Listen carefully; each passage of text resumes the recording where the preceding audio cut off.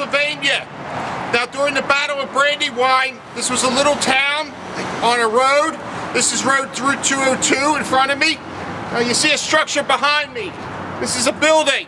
Now, this is where the Turks Head Tavern would have stayed. This was stationed on the corner here. During the morning of 1777 in September, this building was not here. This has been replaced. The building would have been a tavern like Dilworth Town. It would have had 2 doors. It would have had 4 windows. It would have been on the corner of this intersection here. The intersection you see in front of me would have been dirt. It would have been a cart path. Today, again, like I said, it's noisy, it's loud, and there's a lot of traffic in this intersection. Now, 5 days, Howe's army, both armies at that time were stationed down at Dilworth Town. They were in that general area refreshing themselves. Now, when they were ready to leave after 5 days, the dead were buried. They were coming up this road. They knew that Washington was stationed in Chester. He stayed in Chester for about 2 days. He was collecting arms and ammunition. He knew Washington was leaving Chester, but he didn't know where he was going. Now, Washington at this time was headed towards Reading. He needed to restock his supplies. He had lost 11 cannons during the invasion. Now, losing 11 cannons is a lot. He only had 2 field pieces left in his army. He had to go to a foundry, Warwick furnaces. He had to get American cannon. He had to get French cannons if they were available. He had to replenish his army. After this engagement, Washington had to cross it was the Schuylkill River at the time. He was in that general area.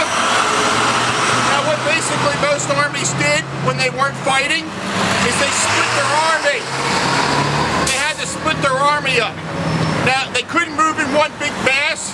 The baggage train would be too long, and the provisions, they couldn't have enough provisions to supply the whole Continental forces. Now, like I said, conflicting reports were that Howe lost 2,000 men. He lost 1,926 men. The reason why we know these figures is because during the Battle of Germantown, papers were found. They were captured. And what they said is that Howe had the real numbers on how many men he lost at Brandywine.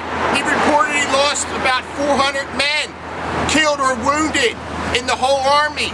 That's not correct. We know the true numbers now of how many people died. On the American side in Brandywine, we also lost about close to that many. It was a bloody engagement. They had to replenish. They had to bury their dead. Now, Howe and Cornwallis left. They came up this road right in front of me here, Route 202. They came into Turks Head. They split their army at this position right here.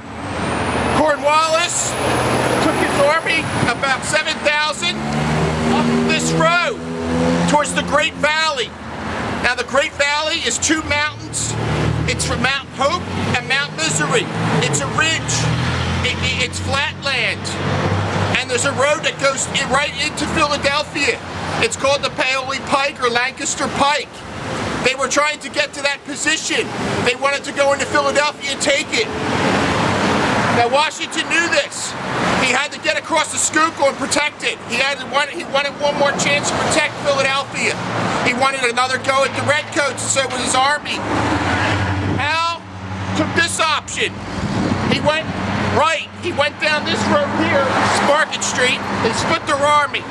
Now, splitting your army, you get more intelligence, and basically, you don't have to feed your army. You can go out in raiding parties, and basically, you can feed your army. It's cheaper, it's more efficient to have your army split. That happened at this point right here. Now, I'm going to go up the street, and I'm going to show you where an American hospital used to be, and there's dead buried in the street.